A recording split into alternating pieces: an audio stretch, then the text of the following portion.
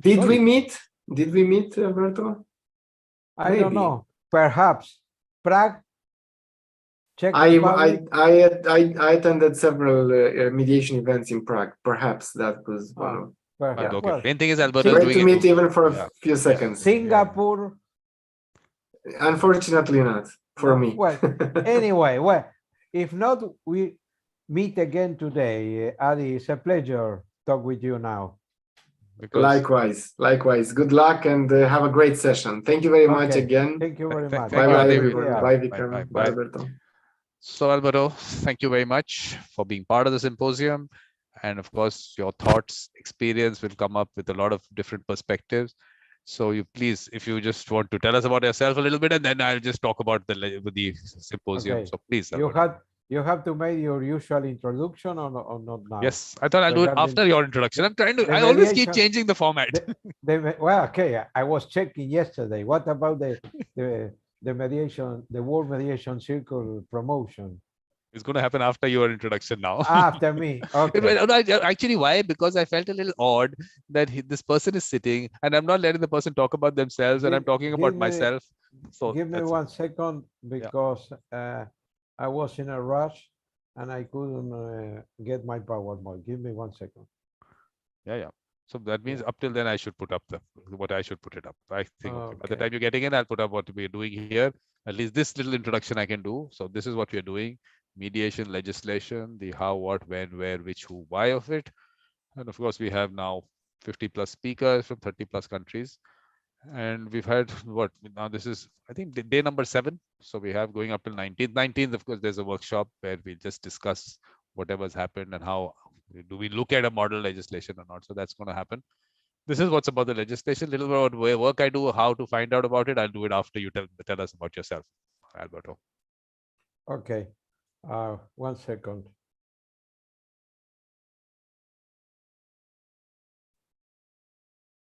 Are you able to see my presentation? Yep. It's exactly the same that you just showed before me. Okay.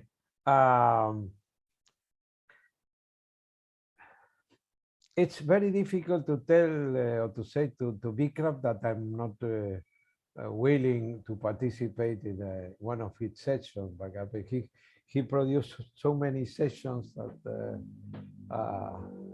I think he's overloaded, but he's still alive.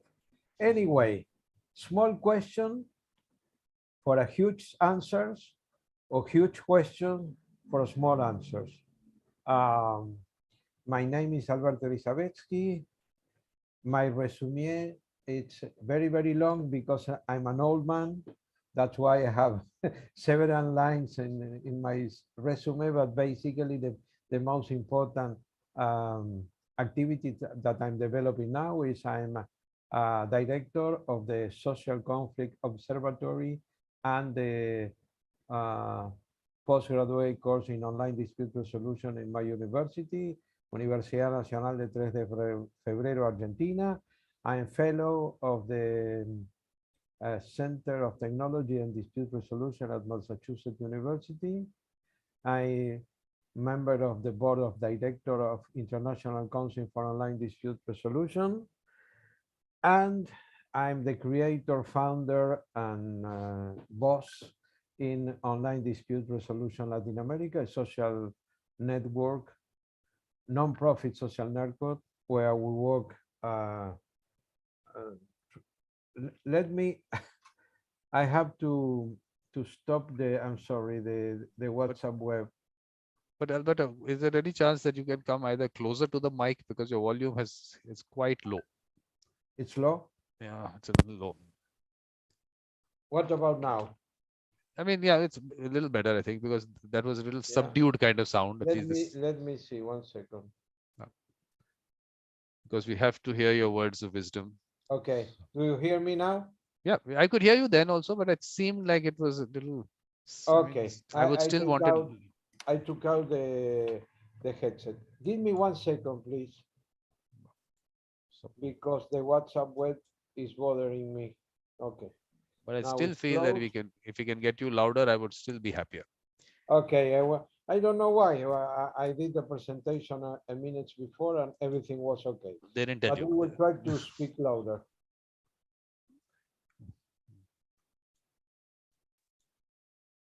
Okay. Let's go just directly to the issue. How, why, what, who, when, and where. Some of those PowerPoints were built up with artificial intelligence. This is one that I did it with artificial intelligence, and I was really checking about the information that was inside, and I just needed to edit about 10% of each slide presentation. Mediation is a form of alternative dispute resolution. If you are here in this symposium on live or later, this information is not necessary for you because it's a possibility to all of the countries to resolve their dispute outside or before courts. This is Argentina. Argentina, we have 24 provinces. The main capital is located, let me see, here, Ciudad Autónoma de Buenos Aires. This is important because when I will speak about our mediation law, I will return to this point, okay? We have 24 provinces, and our national law, it's only applied in the Buenos Aires city, which is like Washington, D.C., being the main capital, where the main capital of our country is located. Okay, now, we have different kinds of compulsory or mandatory pre-court mediation system. And also we have a huge private, community, and other kind of mediations. For example, in Buenos Aires City, in order to be mediator in the court under the mandatory prejudicial mediation, you should be lawyer. In Provincia de Buenos Aires, which is our biggest province, where lives more or less the 40% of our population, our country, we have more or less, of course, sorry, compared with India, we have only 45 million inhabitants. But in Buenos Aires, in order to work in mandatory mediation, you should be lawyer. But in Córdoba, for example, one province in the center of a country, should be co-mediators, could be one lawyer plus any other profession, CPA, engineer, etc., but should be an university profession, okay? Should be a couple of mediators. My voice is okay? Not the best, not the best. It can be better, I still feel, but I'm very sorry. Oh, you want to try your headset again? What you were using? Do you want to use I'm sorry. You want to try that one again? What you were using, that headphones? No, because apparently the mic is not working well. Yeah, because I can hear you. I'm not saying that I can't hear you. It's just I will check again. It is.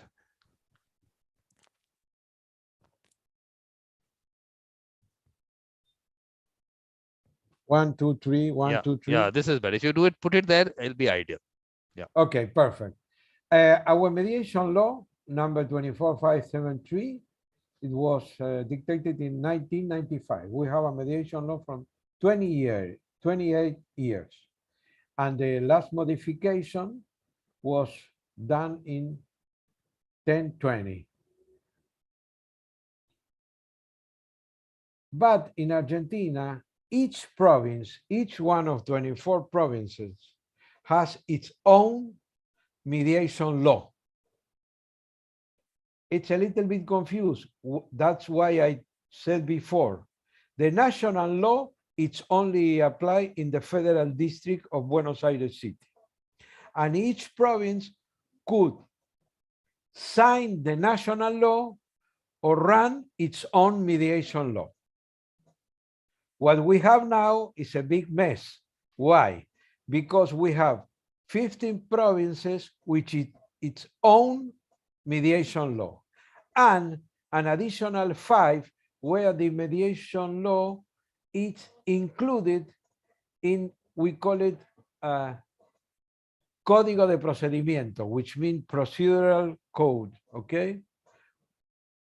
That's why we have around 20 provinces working in mediation, which is the so-called compulsory mediation. The legislation provides for both mandatory and voluntary mediation. Okay, the mandatory mediation applies to certain civil and commercial disputes, while voluntary mediation is available for all types of disputes. And basically what's happening in Argentina is the compulsory mediation and the pilot plan was imported from USA. 2 ladies in Argentina, one the vice president of the Supreme Court and another judge, bring from Florida, Tallahassee, with a lady named Sharon Press, the project, the pilot plan of compulsory mediation in Argentina. Of course, from a specific point of view, talk about compulsory mediation, we said this is like an oxymoron, because if it is mediation, couldn't be compulsory. But looking what's happening around the world, in order to push mediation in the society, some countries are going or are pushing the idea of compulsory or mandatory mediation. Why?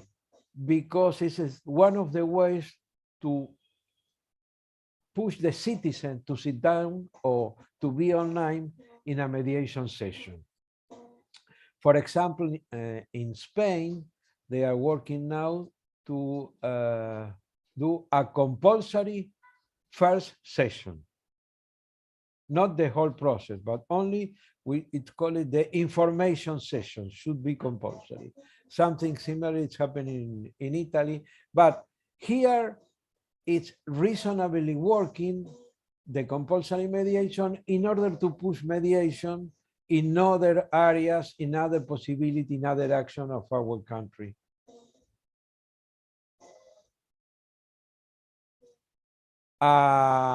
You can read directly from the PowerPoint about what kind of matters are covered by compulsory mediation regarding family, labor law, and environmental. In labor law, we have a system which is conciliation. You have been writing, Vikram, about mediation and conciliation.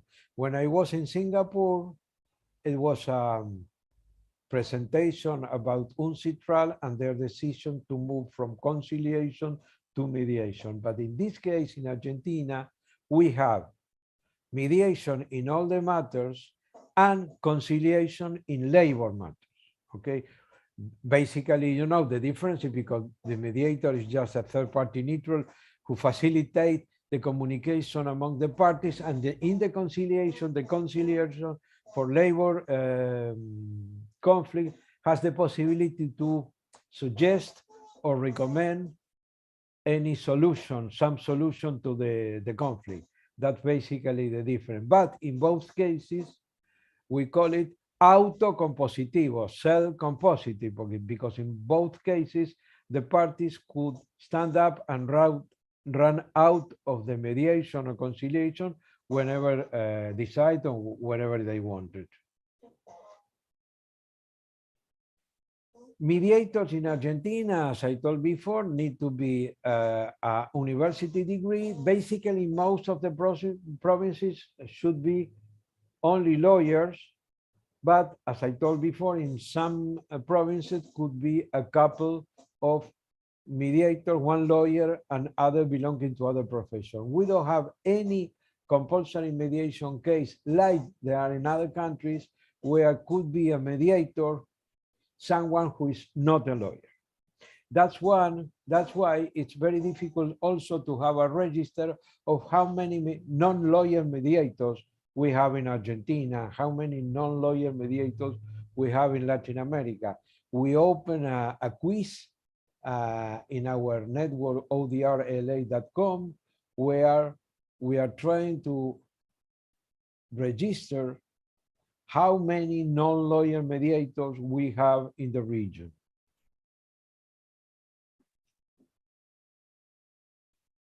Of course, mediation can take place in different areas.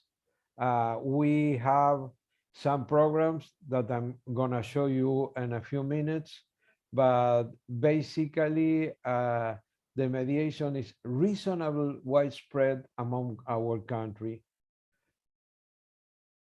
And of course, with the pandemic, we have a heavy shot regarding online dispute resolution, and a lot of provinces and the main capital, the nation, allow mediate online in the law as from 2019, 2020. Now we are working with metaverse in mediation, we are working with holograms, and we are working with artificial intelligence in order to integrate those feasibilities inside the mediation. We have a very important public mediation program belonging to the government of Buenos Aires City. The name in Spanish is MEL, Mediación en Línea, which means online mediation, offer the possibility to conduct sessions virtually. And ODR Latin America, we were the trainers of the face-to-face mediator of the government of the Buenos Aires City. And we launched this mediation program in June 2017. When the pandemic arrives, the city of Buenos Aires was able to move immediately the face-to-face mediation. They already did something around 10,000 mediation per year, community or mediations, and they move it the 70% face-to-face to the 100% online. Yesterday, it was launched in Buenos Aires, also in Argentina, a platform called, I'm sorry,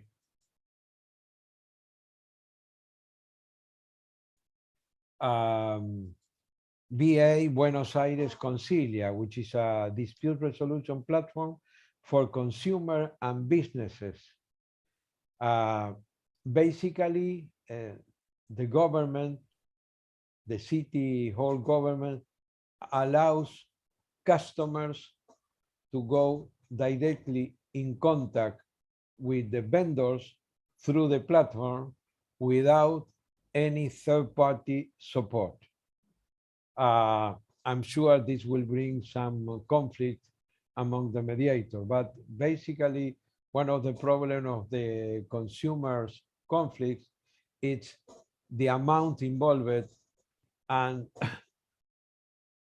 basically there are no feasibility to get money from the mediator because the amount of the consumer conflicts are very slow or very small, sorry.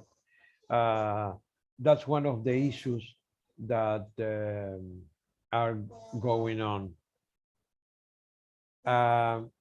We are exploring in ODR Latin America all the feasibilities regarding technology and conflict resolution.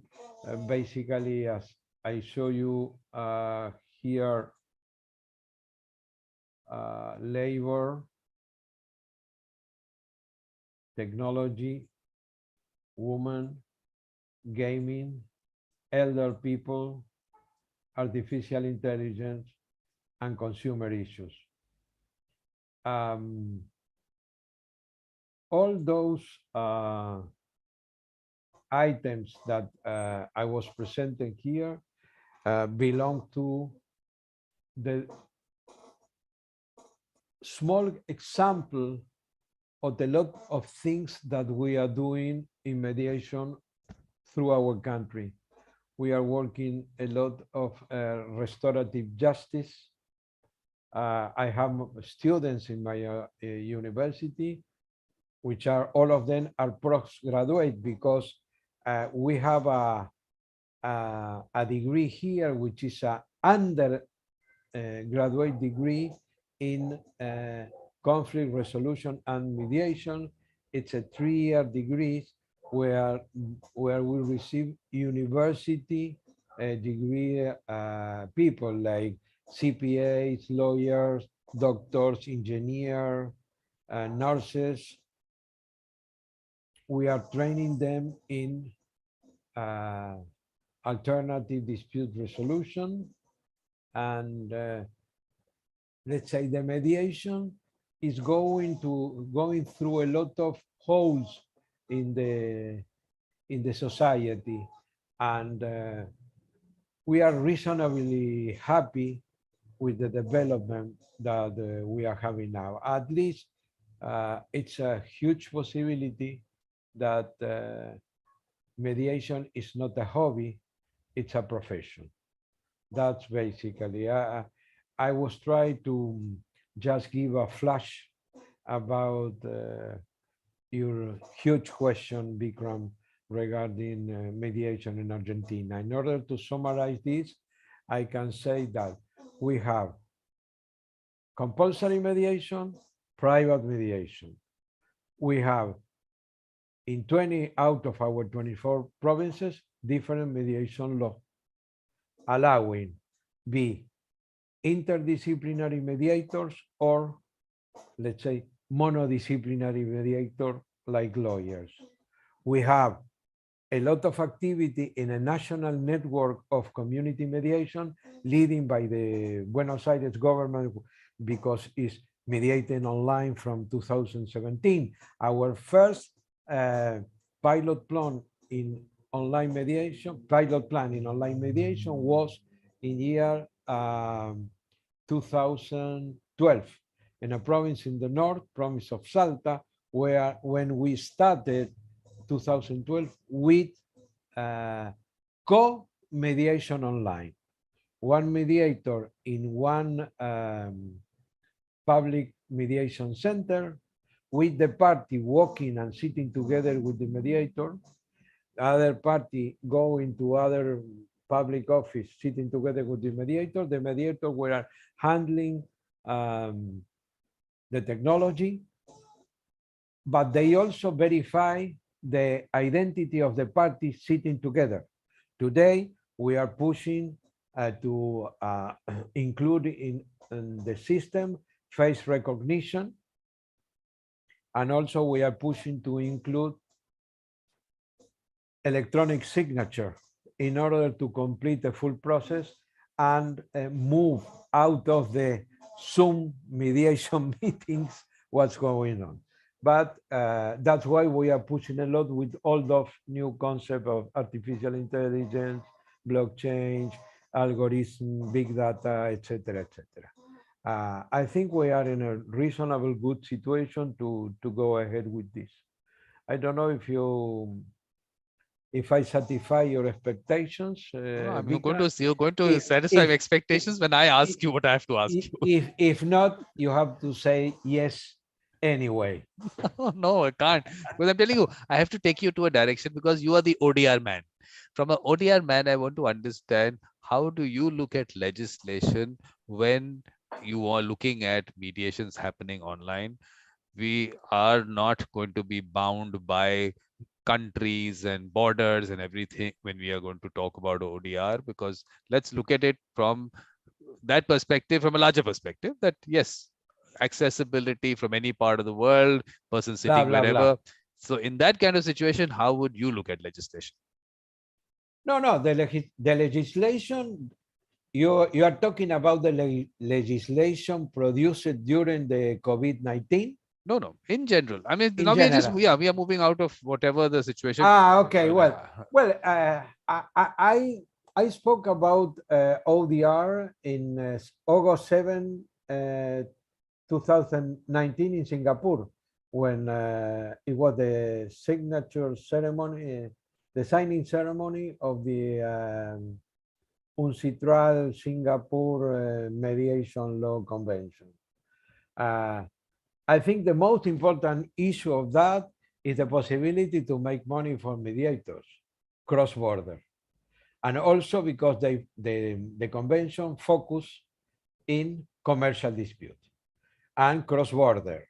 And for example, mediator in Latin America, basically the ones living in countries, you have one of my students, I think one or two, some days, Ximena Regules. She's from Chile. Yeah, Jimena, yeah. Jimena came in, she came in late, she only got 15 minutes. So okay. I have to bring her in again. She was studying ODR with me, and the example of which Chile was one of the first countries in order to sign the mediation convention law in Singapore, and all the countries over the Pacific has the possibility to, let's say, they are looking at to Asia, okay? And there is a huge opportunity in order to work for cross-border conflict, cross-ocean borders, okay, from Latin America to Asia. And I wrote several articles regarding the possibility to work interdisciplinary in teams prepared to deal with commercial conflict, which are the only allowed now to do this. Because in cross-border conflict, even though if cross-border in talking about regions inside the country, or cross-border talking about frontiers specifically, it's a huge possibility for a mediator offer its services far away. If I always said, if you have, I don't know, Peruvian mediators or Peruvian citizens living in Spain, and you are a mediator in Peru, and there is an issue among a conflict that you have with your family living in Peru, and you are living in Spain, this is a possibility to do a cross-border mediation. In Brazil, for example, dear Vikram, I work in the article of the law is the mediation law from Brazil is 2015. And the last article said, it's possible to do mediation online through internet for any communication system. The only obligation is that the party living abroad should accept the Brazilian mediation law. Okay, number one. Number two, they put it any communication method, and 3 or 4 months ago, they did a mediation in the metaverse, in the court, in Paranaíba, it's one state of Brazil. Okay, a lot of things are happening. The problem is, as I always said, I think we are on time. No, there's enough time, no issue about time. Okay, we don't have to, we have to think as a movie for the last century, A Bridge Too Far. In A Bridge Too Far, the parachuter of the Allies catch a bridge belonging to the German army, and they were able to support it 3 days. But the rest of the army that should come with the oil, with the food, with the all the rest of the logistic element didn't arrive on time. I'm afraid that if part of the war, including in India, because you have a huge, You have a movement in India talking about ODR, but you have the resistance of the courts. The courts resist for several reasons: legislation, accessibility, applicability. In general, what's going on in the world is the following, just to end up my idea. A lot of entrepreneurs or startups run in order to develop software to be sold to the courts in the world for mediation, negotiation, blah, blah.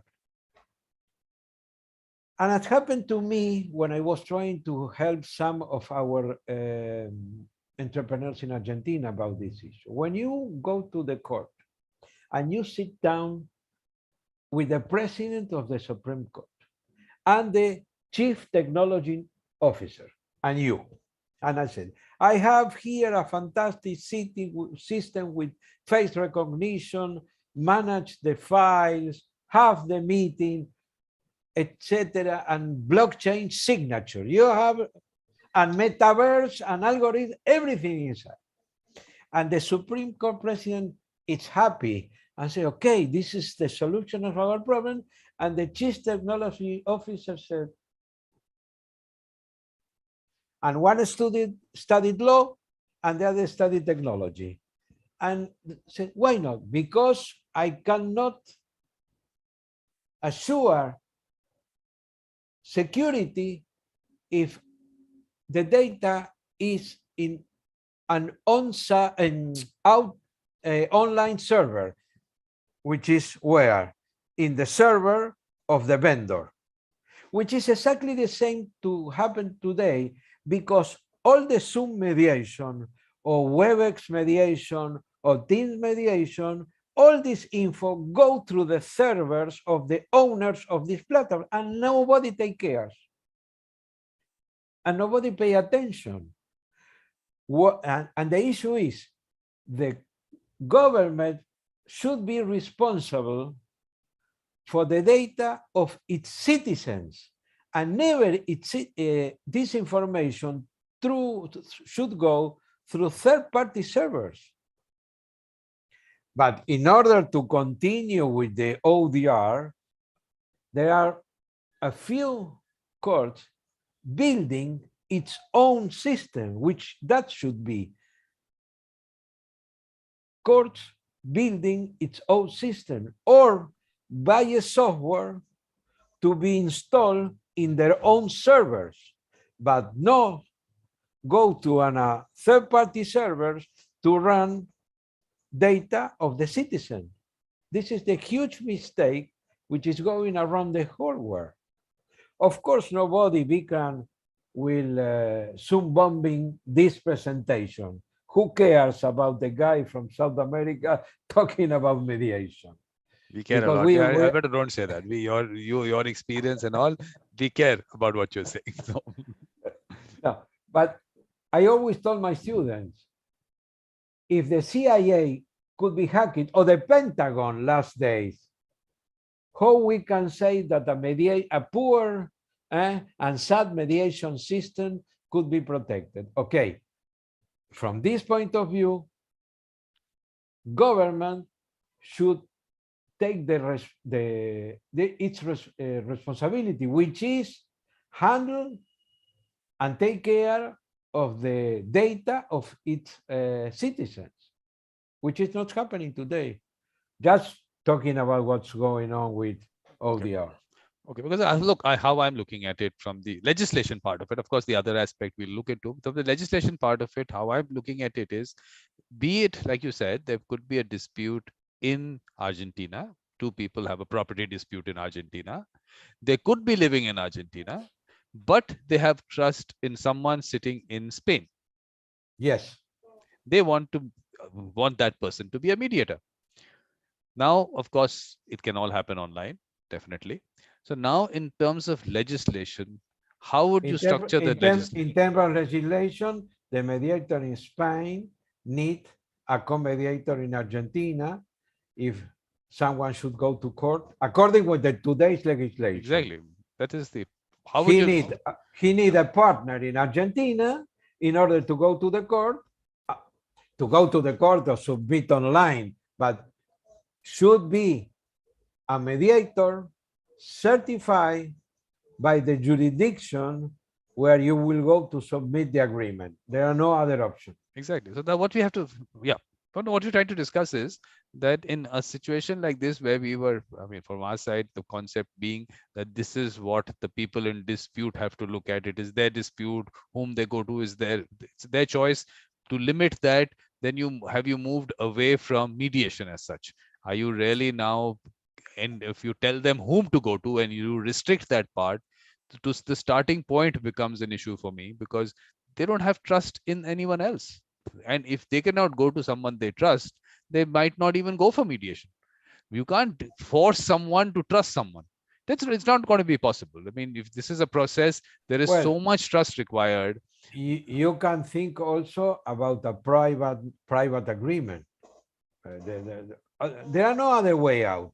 No, or you submit the agreement to the court, or should be a private agreement. So how I'm looking at, that's why I did put the link to the law in India, because obviously the word conciliation is used, and it is used because of a reason, because we took from the UNCITRAL's conciliation rules of 1980, we adopted them. So it's used there. It is mediation. There is no doubt about it. It is mediation. And the factor of evaluative, facilitative part is not at all an issue. You can do it the way you want. And finally, who's going to decide? The people in dispute. They're going to decide whether they want facilitative or evaluative. It's that's their dispute and their mediator. But important thing is today's legislation, okay, you can say is that you can doing it under that provision, that act. That's all you have to say, and you can appoint whom you want. Not an issue at all. The person could be anywhere in the world. And today, of course, with digital signatures and everything. When I developed the idea of a global cyber mediator registry, I was trying to walk through the way that you are thinking, which basically was one mediator in Spain has a case in Mexico, and he has a list of mediators trained in online dispute resolution in order to be a partner to help him in the process. Because other issue which is important, there are no worldwide certification for a mediator. But today, mediators belong to a territory. In fact, Alberto, in our case, like I said, in India, there is no requirement for any kind of, there's no requirement of any qualification, any certification, nothing. No qualification to be a worldwide mediator. No, today, like I said, if you take the legislation that we have, you will not need any qualification, because there should be no qualification. You have an issue from India with Argentina, for example, and with the agreement, and the two parties are in Argentina, you help them from India, and you need to validate this agreement, you can do it because you are not certified in Argentina. That's happened in most of the countries in the world. Yeah. So that's what we're saying. We're talking about legislation from the fact, one, development of mediation itself. The other, the people in dispute looking at their trust in someone, or how they look at the process, because the user sometimes has got lost in the whole picture. That it has been governments and judiciary and lawyers and training institutes and all who are looking at how legislation should go. I think the convenience and the comfort of the user doesn't fit into their scheme of things. So I'm looking at it from the user's perspective. The user wants to trust someone. I mean, that's what we are trying to create, and over time, that's what we have to move towards. Yeah, well, sometimes I have mixed feelings regarding your point. Sometimes I think they want to trust in some, for example, in Texas, in the US, you don't need any qualification to be a mediator. You just need customers. Okay? Absolutely. I think the world will move in this direction, will move in the direction of everybody will be able to help everybody around the world, because we don't have borders now. Exactly. This That's is what I was not saying. true. That's just take a look at what your fantastic job, what you are doing with 50 speakers, 30 countries, 30 plus, huge Alberto. mix of 30 plus. information. It's 30 plus now. It's 30 plus. Okay. Well, Vikram, I think we are done. I always appreciate talk with you. We're really not done, but yes, you don't have time right now, so we are done. No, We are not done because actually one area that I wanted to discuss with you was artificial. No, I wanted to discuss artificial intelligence with you because because the way artificial intelligence is developing. Let's talk about 5 minutes about that. Exactly. So what I want you in terms, again, we are going to stick to legislation. The way artificial intelligence is developing, and today you can have conversations to an extent where those conversations do give very good results, and they obviously can give negative and not so good results. That's the way it's a developing thing. But two people pick up, say, chat GPT. I'm sure all other various other things are happening. Say two people are sitting with chat GPT and made chat GPT the mediator. And look, things are progressing to a point when I'm sorry. Today, at the point of stage of the development of chat GPT or any other artificial intelligence system, it's only to help the mediator, not the party. No, I'm saying that the chat GPT is made a mediator. For a moment, we can actually do that. I'm just saying, Alberto, that's the way it's developing. Let's develop. It's going to develop even further. But today itself, the chat GPT will select the chat GPT as mediator. Because today, actually, the chat GPT might give you better, whatever results as such. Let's call it results. Better maybe than a lot of people who might have gone to what they call training, because we don't really know what's happening there. The chat GPT has access to all the theory in the world, but they might not have access to so much practice, because being something which happens behind closed doors, so that part they might not have access to what really happens in that mediation. But can we open that up also to machine learning? Maybe we can look at that. But I'm just machine learning and moral machine. Yeah. So I'm just saying, if there is a machine which is brought in, I'm just saying ChatGPT is brought in as a mediator. Okay. In that kind of a situation, how do you look at legislation? No. Absolutely all out of any possibility. Because, it's a matter, Vikram, talking frankly, it's a matter of money. Lawyers, court, judge will never allow machines. At least I don't think I will be able to see it. Never allow machines to do their job. In France, there is a possibility you could go in jail if you work with a software will predict the result of a trial. And that's the way that artificial intelligence works. He goes to the past, analyze the data, and give a today's result. That won't be allowed at least 10 years, 20 years. Next generation. No, Alberto, we don't have we have to be. Because it's a matter of money. Because if the lawyer corporation allows machine to work as a robot lawyer or robot mediator, their profession will disappear. Disregarding if it is better or not, just is a practical issue. You have the problem with this guy developing do not pay. Did you read it about do not? Okay, it's an issue where a guy said, I have a machine here, you don't need a lawyer. And now he has a lot of suits against him because it's saying that the machine do not pay, Google later do not pay. He's not allowed to mediate because he is not, the system is not a lawyer. And the system don't have the lawyer's qualification or certifications.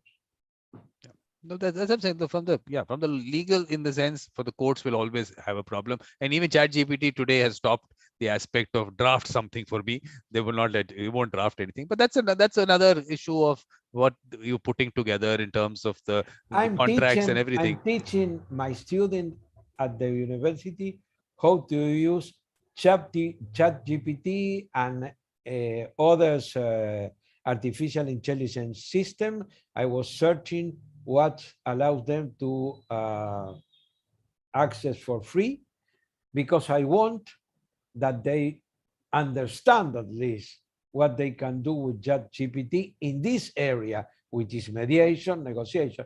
And for example, I tested the ChatGPT in order to do some role playing for negotiation, and it did very, very well. Exactly. That's what I'm saying. That this is where I'm talking about the fact that people in dispute trust their mediator. If they trust ChatGPT, who are we to stop them? I'm trying to say that maybe the output given there might be better than what they would get in terms of a person who, I mean, I don't know. Let me go to, let me check if I have a slide here. Because for me, Alberto, the legislation has to be such that the trust of the people in dispute and their result is. Allow me to share one presentation that I did for Africa the other day. You can see. Yeah. You just have to do the slideshow. Yeah. Okay.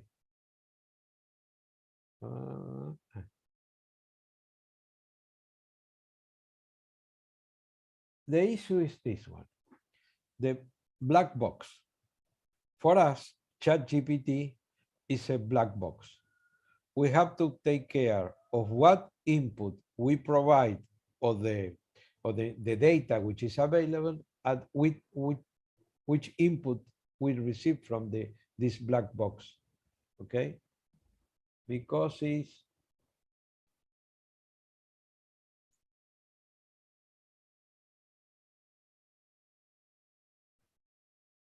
here are those ideas, Justin. It's not a panacea, the artificial intelligence applied to conflict resolution, because basically would give us an advantage for those in the world who have data and machines. People who don't have data and machines, we don't reduce the digital divide or the digital gap. And the other question is, we have more data versus how many bad data we have. And we have to be clear about the result of the black box. And which kind, and the mediators, in which kind of issues of conflict we could be involved. For example, if you are talking about conflicts in credit cards, in telephones, smartphone companies, in the banks, perhaps the artificial intelligence will work in order at least to solve part of the conflict. And after that, they should go to a second level. But in case of individual cases, like two partners are splitting their company and need a mediator in order to divide the money, asset, liability, etc., that will be the place, the area where the mediator should work, also to develop everything regarding companies. And talking about the black box should be necessary include all the ethical concepts regarding the black box. What input we are providing and what output we are getting. Because of course, Vikram, the culture in Asia is completely different than the culture in Latin America. Then if one guy from India wrote the algorithm of an artificial intelligence there in India, will write it with your culture concept. Basically talking about the final decision of an artificial intelligence. No, this is the difference. Alberto, this is where a difference I'm making. I'm not talking about arbitration, so there is no decision making. The people in dispute in mediation are obviously going to decide whether they agree with that, with the settlement. The the machine might suggest something. It's evaluative, facilitative aspect of it. We don't have to get into it. Might suggest something, but you don't have to take it. What we are doing is we are underestimating the intelligence of the people in dispute. We think that these people have no intelligence. Because we are sure that we stay from the point that we are much more intelligent than the parties. That's what I'm because saying. We are in a second level, we are in a higher level. So that's Well, where I think you'll hear. I'm Maybe very I've taken sorry. up too much of your time. Yes. I have no. The issues I have to go to the university. My Okay. students are waiting for me. sure. Vikram, it's a pleasure. I always be with you when you need it. And I'm very happy with your questions because you make very clever questions. Thank you very much. And a tremendous recognition for your fantastic job. Thank you very much, Alberto. And good that you whenever I invite you, you come in. So thank you very much. And on the 19th, if you have time, please drop in. So thank you very much, Alberto. I will see you soon then.